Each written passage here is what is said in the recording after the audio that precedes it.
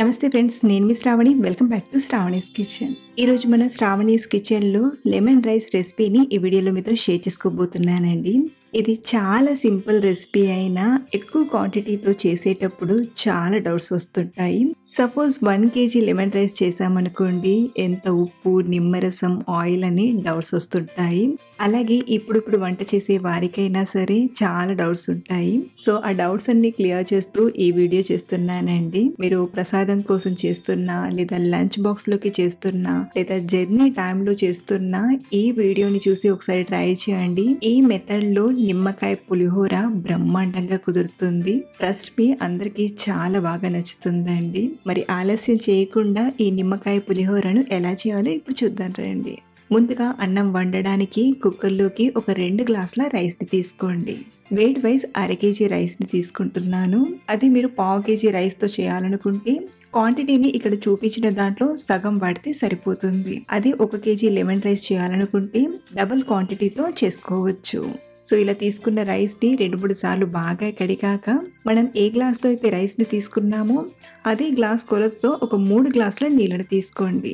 ఈ నీళ్ళనివి కరెక్ట్గా సరిపోతాయి. అలాగే ఇక్కడ నేను కుక్కర్లో చేస్తున్నాను కదా, మీరు కావాలంటే సేమ్ ప్రాసెస్తో గిన్నెలో నార్మల్గా అన్నం వండినట్టు వండైనా తీసుకోవచ్చు. ఇప్పుడు ఇందులోకి 1/2 టీ స్పూన్ పసుపుని, 1/2 టీ స్పూన్ ఉప్పుని, అలాగే అన్నం పొడి పొడిగా రావడానికి 1/2 టేబుల్ స్పూన్ ఆయిల్ని తీసుకొని ఒక 3 విజిల్స్ వచ్చేంత వరకు ఉడికించండి. ఒక పక్కన అన్నం ఉడుకుతూ ఉంటుంది, మరో పక్కన మనం నిమ్మరసాన్ని పిండి తీసుకుందాం. మనం చేస్తున్న ఈ 1/2 kg పులిహోరకు ఒక 4 నిమ్మకాయల్ని తీసుకోండి. నిమ్మకాయల సైజ్ ఇక్కడ చూపించిన దానికంటే చిన్నగా ఉంటే 5 నిమ్మకాయల్ని తీసుకోండి. మరీ చిన్నగా ఉంటే 6 తీసుకోవచ్చు.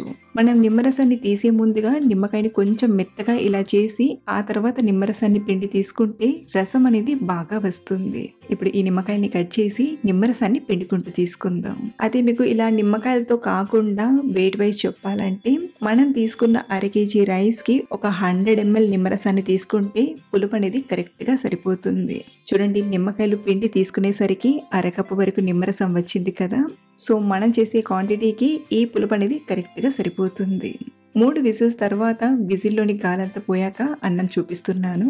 మూత తీసి ఒకసారి అన్నాన్ని బాగా కలపండి. చూడండి, మనం ఈ కొలతతో వాటర్ తీసుకుని ఉడికించామంటే అన్నం మంచిగా ఉడికి పొడి పొడిగా వస్తుంది. ఇప్పుడు ఈ అన్నాన్ని కొంచెం ఆరబెట్టడానికి మీరు ఈ కుక్కర్లో కొంచెం విప్పి ఇలాగైనా ఆరబెట్టచ్చు, లేదా ఒక ప్లేట్లోకి తీసుకునైనా ఆరబెట్టచ్చు.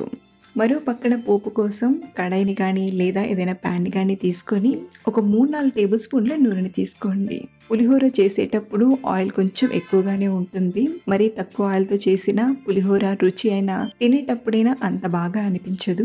ఆయిల్ కొంచెం వేడయ్యాక ఒక 3 టేబుల్ స్పూన్ల పల్లీలను తీసుకొని కాస్త ఫ్రై చేయండి. మనం పులిహోర చేసేటప్పుడు పోపు ఎంత బాగా పెట్టి తీసుకుంటామో పులిహోర రుచి కూడా అంత బాగుంటుంది. కాబట్టి ముందుగా పల్లీలు ఇలా కాస్త వేగిన తర్వాతే ఇందులోకి 1 టేబుల్ స్పూన్ పచ్చిశనగపప్పును, మరో టేబుల్ స్పూన్ మినప్పప్పును, 1 టీ స్పూన్ ఆవాలను తీసుకొని వీటిని బాగా ఫ్రై చేయండి. నేను పులిహోరలో జీలకర్ర, తరిగిన అల్లం వేయనండి.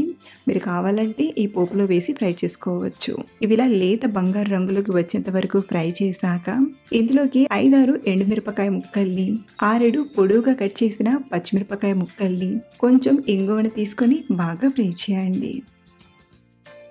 మిరపకాయ ఇలా కొంచెం ఫ్రై అయ్యాక మిరపకాయలకు కొంచెం ఉప్పు పట్టుకోవడానికి ఇదే టైంలో ఒక 1/2 టీ స్పూన్ ఉప్పును తీసుకోండి. అలాగే కొంచెం కరివేపాకును కూడా తీసుకొని పోపు అంతా బాగా ఫ్రై చేయండి. మనం ఇందులో తీసుకున్న కరివేపాకు కొంచెం క్రిస్పీగా అయ్యేంత వరకు ఇలా బాగా ఫ్రై చేయండి. అలాగే నేను అన్నం వండేటప్పుడే పసుపు తీసుకున్నాను కాబట్టి మళ్ళీ స్పెషల్గా పోపులో వేయట్లేదు. సో ఇలా బాగా ఫ్రై చేసిన పోపుని అన్నంలోకి తీసుకోండి. ఈ టైంలో ఒక 2 టీ స్పూన్ల ఉప్పుని తీసుకోండి. మనం అన్నం వండేటప్పుడు 1/2 టీ స్పూన్ ఉప్పుని, పోపులో 1/2 టీ స్పూన్ ఉప్పుని తీసుకున్నాం కాబట్టి ఈ టైంలో 2 టీ స్పూన్ల ఉప్పు అనేది కరెక్ట్ గా సరిపోతుంది. అంటే మనం చేసే ఈ 1/2 kg పులిహోరకు 3 టీ స్పూన్ల ఉప్పు అనేది కరెక్ట్ గా సరిపోతుంది.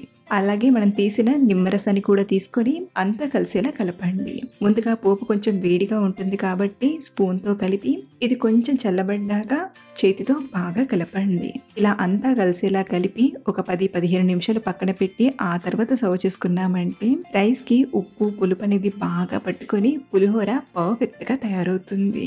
అంతే, సింపుల్ గా చేసుకునే నిమ్మకాయ పులిహోర తయారైపోయింది.